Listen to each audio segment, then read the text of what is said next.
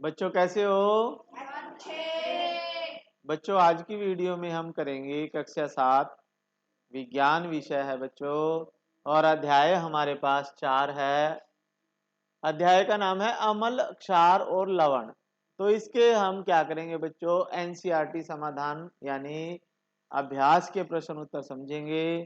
तो सभी बच्चे वीडियो ध्यान से समझें, आपके प्रश्न अभी याद हो जाएंगे। ठीक है, तो चलिए शुरू करते हैं।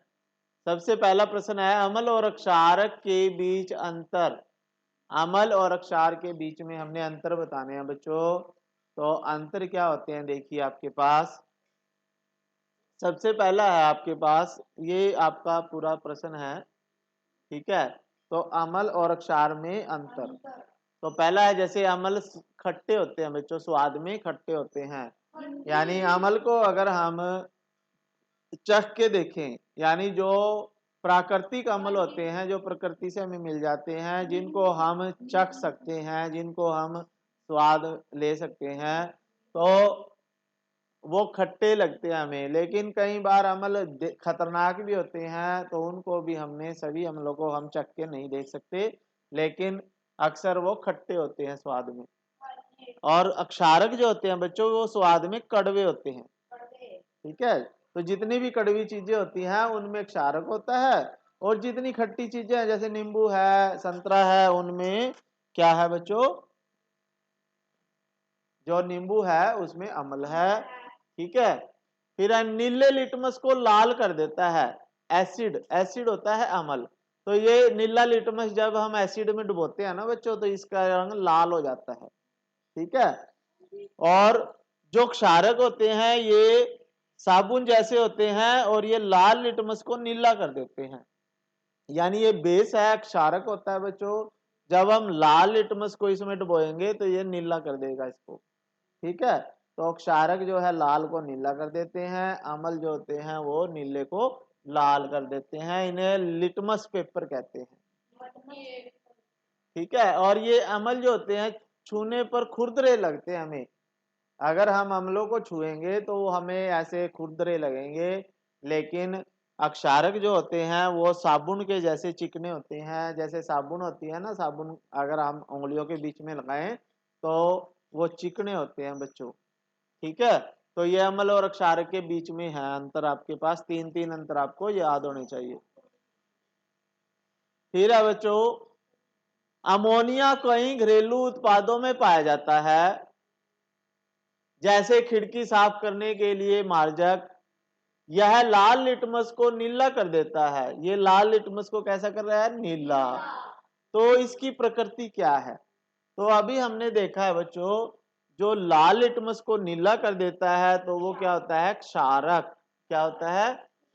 तो अमोनिया की प्रकृति क्षारीय है, क्षारक है। ठीक है, तो इसने कहा था एक ऐसा विलयन है ये जो लाल लिटमस को नीला कर देता है, तो उसकी प्रकृति कैसी है, क्षारीय है, क्षारक है। फिर तीसरा प्रश्न है बच्चों आपके पास, उस स्रोत का नाम लिखिए जिससे लिटमस विलयन प्राप्त होता है, और इस घोल का क्या उपयोग होता है। ठीक है, तो हमने उसका नाम लिखना है जिससे हमें क्या मिल जाता है, लिटमस मिलता है। तो ये लिटमस के पौधे होते हैं भाई, लाइकेन के पौधे होते हैं। ये क्या होते हैं, लाइकेन के पौधे होते हैं। ये पेड़ पौधों के ऊपर मिल जाते हैं हमें। तो इन्हीं के रस से हम फिर लिटमस निकालते हैं, लिटमस बनाते हैं। तो लिटमस विलियन लाइकेन से निकाला जाता है। इसका उपयोग यह निर्धारित करने के लिए किया जाता है कि दिया गया घोल अम्लीय है या क्षारीय है। ठीक है, जो लिटमस पेपर बनाए जाते हैं बच्चों, उनके ऊपर लिटमस घोल लगा देते हैं कागज के ऊपर, और उससे फिर अम्ल और क्षार की पहचान कर सकते हैं। और ये कहाँ से मिलता है, लाइकेन के पौधों से। कहाँ से मिलता है ये? फिर उसके बाद है बच्चों क्वेश्चन नंबर 4, आसुत जल अम्लीय, क्षारीय, उदासीन होता है, इसे आप कैसे स्थापित करोगे? आसुत जल अम्लीय होता है या क्षारीय या उदासीन, आपने पता करना है। तो उसके लिए हम क्या करेंगे बच्चों, आसुत आसुत जल लेंगे, शुद्ध जल होता है आसुत जल। तो हम क्या करेंगे, आसुत जल उदासीन होगा। क्यों होगा? यह दिखाने के लिए हम क्या कर सकते हैं, ये इसमें नीला लिटमस पेपर डुबोएंगे पहले पानी में, शुद्ध जल में, तो हमने देखा नीले का कोई रंग चेंज नहीं होया। फिर लाल भी डुबो के देखा, उसका भी रंग कोई चेंज नहीं होया। तो इसका मतलब ये ना तो अम्लीय है ना क्षारीय है, तो ये उदासीन है। तो इसमें ये देखा डुबो के कि नीला और न ही लाल लिटमस पेपर इसमें डुबोने पर अपना रंग बदलता है, तो इसलिए ये उदासीन है बच्चों। ठीक है। फिर पांचवा प्रश्न है आपके पास बच्चों, एक उदाहरण की सहायता से उदासीनीकरण की प्रक्रिया का वर्णन करें। उदासीनीकरण की प्रक्रिया क्या होती है बच्चों? उदासीनीकरण की प्रक्रिया होती है जब अम्ल और अक्षार आपस में मिलाते हैं। अम्ल को, जैसे ये अम्ल मिला ले, इसमें इसमें अक्षार मिला रहे हैं, तो ये एक साल्ट और वाटर बनता है, लवण बनता है और जल बनता है। तो इसे उदासीनीकरण की अभिक्रिया कहते हैं। तो यही लिखा हुआ है, अम्ल और क्षार के बीच होने वाली अभिक्रिया को उदासीनीकरण कहते हैं बच्चों। इस प्रक्रिया में ऊष्मा के साथ लवण और जल बनता है। ठीक है। तो जब अम्ल को और क्षार को एक ही बर्तन में डालते हैं और इनको मिक्स कर देते हैं, तो हमें साल्ट प्लस वाटर, साल्ट का मतलब होता है लवण मिलता है और जल मिलता है और ऊष्मा बनती है। उसमें कैसे बनेगी? ये गर्म हो जाता है। जब अम्ल और क्षार आपस में मिला के मिक्स करेंगे तो गर्म हो जाता है। ठीक है। तो ये बड़ी सावधानी से करना पड़ता है हमें। तो मैग्नीशियम हाइड्रोक्साइड, मैग्नीशियम हाइड्रोक्साइड तो क्षार है बच्चों, और बेकिंग सोडा आदि जैसे एसिड्स होते हैं या क्षार होते हैं, ये दोनों क्षार हैं। इन दोनों में से कोई सा भी एक ले लेते हैं, इनमें एक क्षार होता है का उपयोग ग्रंथियों द्वारा अधिक एसिड जारी होने पर पेट में अम्लता को कम करने के लिए किया जाता है। ठीक है। जैसे हम कई बार हमें एसिडिटी हो जाती है, तो हमारी यहाँ सीने में जलन होने लग जाती है बच्चों, तो उसे हम बोलते हैं भी एसिडिटी बन गई, डॉक्टर बोलते हैं भाई एसिड बन रहा है आपका। तो फिर वो क्या करते हैं, अब हमारे सीने में अम्ल है जिसके कारण जलन हो रही है, तो हमें अक्षार लेना पड़ेगा। क्षार या कोई गोलियां देता है डॉक्टर, डॉक्टर कहेगा कि आप क्या करें, क्षारीय गोलियां ले लें, या आप मैग्नीशियम हाइड्रोक्साइड की गोलियां ले सकते हो, बेकिंग सोडा ले सकते हो जिसे मीठा सोडा भी बोलते हैं, तो वो क्योंकि क्षारीय है। तो जब अक्षार अंदर जाएगा और अंदर अम्ल है, तो वो आपस में मिक्स होके और अम्ल बना दे, ये क्या बनाएगा, लवण और जल बना देगा, और यानी वो अम्ल कम हो जाएगा, खत्म हो जाएगा, तो आपकी जो जलन है, दर्द है, वो कम हो जाएगा बच्चों। ठीक है। तो पेट में अम्लता को कम करने के लिए बेकिंग सोडे का उपयोग कर सकते हैं, मैग्नीशियम हाइड्रोक्साइड का उपयोग करते हैं। इसको भी हम उदासीनीकरण की अभिक्रिया कहते हैं। समझ में आया उदासीनीकरण? फिर है आपके पास क्वेश्चन नंबर 6, यदि कथन सत्य है तो टी, असत्य पर एफ लगाएं। तो इसमें देखिए, नाइट्रिक अम्ल लाल लिटमस को नीला कर देता है। अब जिसके नाम के पीछे अम्ल लग गया, तो वो तो अम्ल है, तो वो क्या करता है, वो नीले को लाल करता है। ये कह रहा है लाल को नीला करता है, तो ये गलत है, एफ आ जाएगा इसमें, फॉल्स। फिर है सोडियम हाइड्रोक्साइड नीले लिटमस को लाल कर देता है। अब सोडियम हाइड्रोक्साइड क्षार होता है, सोडियम हाइड्रोक्साइड, जिसके पीछे हाइड्रोक्साइड लगता है ना, वो क्षार होते हैं सभी। तो वो क्या करते हैं, लाल को नीला करते हैं, लेकिन ये कह रहे नीले को लाल कर देता है, तो ये फाल्स है बच्चों। फिर है सोडियम हाइड्रोक्साइड और हाइड्रोक्लोरिक अम्ल एक दूसरे को उदासीन करके लवण और जल बनाते हैं। तो ये उदासीनीकरण की अभिक्रिया भी हमने पढ़ी है। ये सोडियम हाइड्रोक्साइड जो होता है क्षार होता है, हाइड्रोक्लोरिक अम्ल अम्ल होता है। तो क्षार और अम्ल आपस में मिलके लवण बनाते हैं, जल बनाते हैं। तो ये उदासीनीकरण अभिक्रिया है, ये सही कह रहा है बच्चों। फिर सूचक वह पदार्थ है जो अम्लीय और क्षारीय विलयनों में भिन्न भिन्न रंग प्रदर्शित करते हैं। तो ये सही है। सूचक हमें ये सूचना देता है कि कौन सा पदार्थ अम्ल है, कौन सा क्षार है। जैसे लिटमस, ठीक है। फिर है दंत क्षय, एक क्षार की उपस्थिति के कारण होता है, तो दंत क्षय जो है एफ आ जाएगा बच्चों, क्षार की कारण नहीं, अम्लीयता के कारण। जब हमारे मुंह में ज्यादा अम्लीयता आ जाती है ना, तो हमारे दांत कमजोर हो जाते हैं, जिससे हमारे दांत टूटने शुरू हो जाते हैं, ठीक है। तो यहाँ ये कह रहा है क्षार के कारण, ये गलत है, ये अम्ल के कारण होते हैं। फिर उसके लिए डॉक्टर क्या करते हैं, वो कहेंगे भी ऐसा टूथपेस्ट लीजिए जिसमें नमक हो या जो क्षारीय हो, ठीक है। तो क्षारीय में आप नीम की दांतुन कीजिए, उससे आपके मुंह की अम्लीयता कम होगी और आपके दांत मजबूत होंगे बच्चों। फिर है दारोजा ने रेस्टोरेंट में शीतल पेय की कुछ बोतलें हैं, लेकिन दुर्भाग्य से लेबल नहीं है, तो उसे ग्राहकों की डिमांड पर ड्रिंक सर्व करनी है। एक ग्राहक अम्लीय पेय चाहता है, दूसरा क्षारीय चाहता है, तीसरा उदासीन। तो कैसे तय करोगे कि कौन सा अम्ल है, कौन सा क्षार है, कौन सा उदासीन है, ठीक है। तो किसी रेस्टोरेंट में कोल्ड ड्रिंक्स हैं, कुछ कोल्ड ड्रिंक अम्लीय हैं, कुछ क्षारीय हैं, कुछ उदासीन हैं, लेकिन उनके ऊपर लिखा हुआ नहीं है, ठीक है। तो अब वो आगे देनी है, उसने कोई आ गया अम्ल, भाई मेरे को तो एसिड वाला चाहिए ड्रिंक, तो अब वो कैसे पता लगाएगा, तो वो लिटमस पेपर से पता लगा सकता है, ठीक है। तो दारोजी लिटमस पेपर की सहायता से निर्णय कर सकता है। तो लिटमस पेपर को वो क्या करेगा, बारी बारी से तीनों में डुबो के रखेगा। जैसे पहले लाल लिटमस पेपर डुबोया उसने, तो जिसमें नीला रंग हो गया तो वो क्षारीय हो गया। फिर नीले लिटमस पेपर को 2 में डुबोएगा, तो जिसमें वो लाल हो गया तो वो अम्लीय हो जाएगा, ठीक है।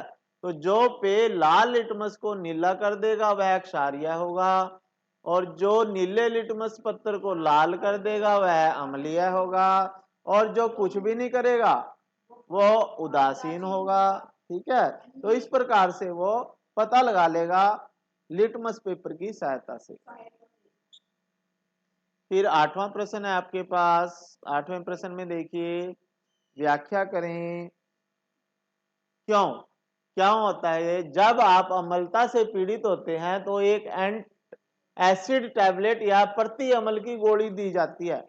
जब आपको एसिडिटी होती है, डॉक्टर आपको प्रति अम्लता की गोली देता है, तो वो क्यों देता है बच्चों, तो ये देखिए, हम पेट में छोड़े गए अत्यधिक एसिड को या अम्ल को उदासीन करने के लिए मैग्नीशियम के दूध जैसे एंटी एसिड्स लेते हैं, ठीक है।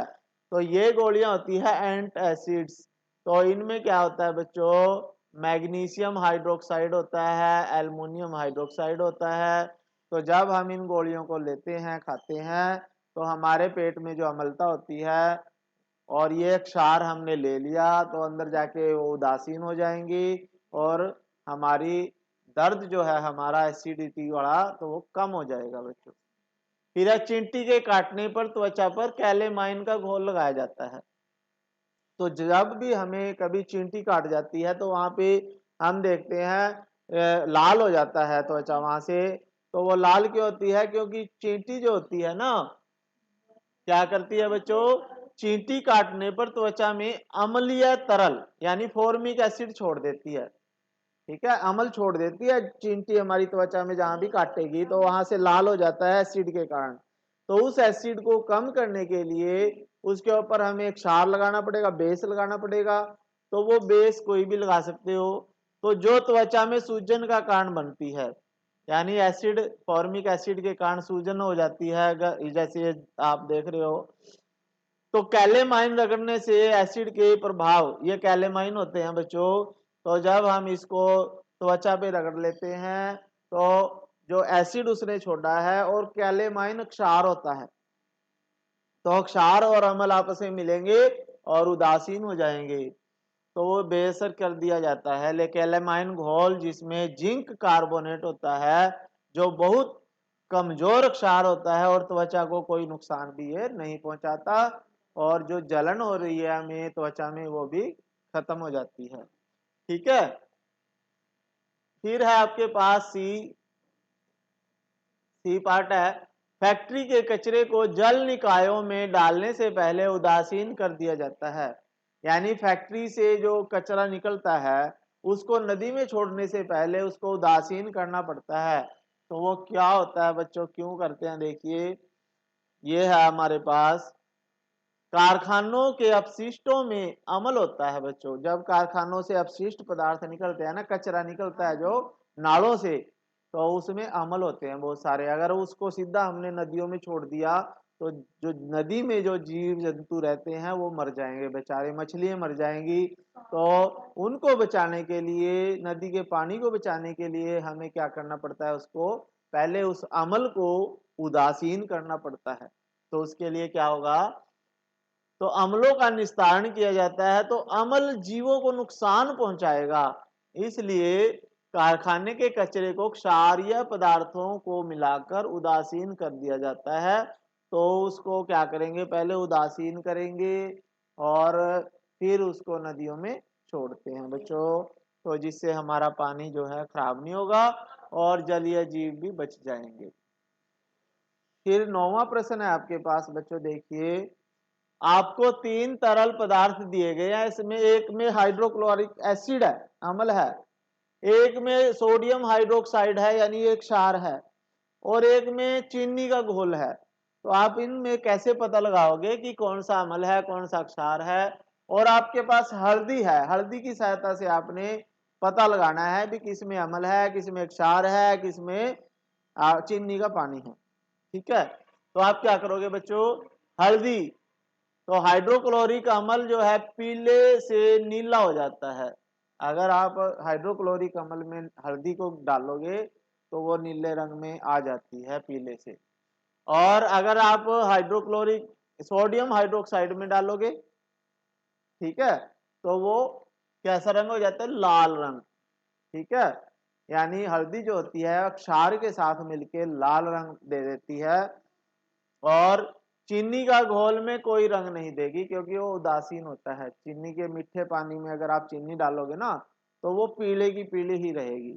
ठीक है, तो इस तरह से हम उससे पता लगा देते हैं। तो हल्दी भी एक सूचक होता है, जैसे लिटमस होता है ना सूचक, वैसे ही हल्दी भी सूचक होता है। फिर 10वां प्रश्न है, नीले लिटमस पत्थर को एक विलयन में डुबोया और ये नीला ही रहता है। ठीक है, यानी नीले में डुबोया नीला ही रह गया, तो समाधान की प्रकृति क्या है? यानी विलयन की प्रकृति क्या है उस जिसमें हमने डुबोया? सॉल्यूशन होता है ये बच्चे, समाधान नहीं, ये विलयन है। एक तरह से विलयन की प्रकृति क्या है? तो इसे निम्नलिखित प्रेक्षणों के आधार पर पहचाना जाता है कि क्षार जो है लिटमस पेपर के रंग को बदलकर नीला कर देता है। क्योंकि नीला लिटमस है और नीले पेपर को डुबोया है और उसका प्रभावित नहीं होता, तो विलयन क्षारीय होना चाहिए। तो यदि विलयन उदासीन है तो भी लिटमस का रंग नीला ही रहता है, यानी नीले का नीला ही रहता है। तो विलयन या तो क्षारीय होगा या उदासीन होगा, तो दो ही स्थितियां हो सकती हैं बच्चों। फिर है आपके पास 11वां प्रश्न, निम्नलिखित कथनों पर विचार करें। अम्ल और क्षार दोनों सभी सूचक का रंग बदलते हैं। तो इसमें क्या आ जाएगा बच्चों? इनमें से कौन से कथन सही है? यानी इनमें से बताने कौन से कथन सही है। अम्ल और क्षार दोनों सभी सूचक का रंग बदलते हैं, तो ये गलत है बच्चों। अम्ल और क्षार अलग अलग सूचकों का रंग बदलते हैं, कोई सभी का नहीं। यदि कोई सूचक अम्ल के साथ रंग परिवर्तित देता है तो वह क्षार के साथ परिवर्तन नहीं देता। तो ये सही है बच्चों। यदि सूचक क्षार से रंग बदलता है तो वह अम्ल से रंग नहीं बदलता। अम्ल और क्षार में रंग परिवर्तन सूचक के प्रकार पर निर्भर करता है। तो आपके पास जो आपका आंसर है ए और डी, ए और डी। अम्ल और क्षार दोनों सभी सूचक का रंग बदल देते हैं, और अम्ल और क्षार में रंग परिवर्तन सूचक के प्रकार पर निर्भर करता है। तो आपका आंसर 2 आ जाएगा बच्चों। ठीक है, तो बच्चों आज की वीडियो में हमने पूरा लेसन कर लिया है। अभ्यास के प्रश्न आपने समझे, आशा है आपको समझ में आए होंगे बच्चों। तो बच्चों अगर आप चैनल पे नए हैं या चैनल सब्सक्राइब नहीं किया तो कर लीजिए बच्चों। ठीक है, फिर मिलेंगे नई वीडियो के साथ, तब तक के लिए थैंक यू। जय हिंद।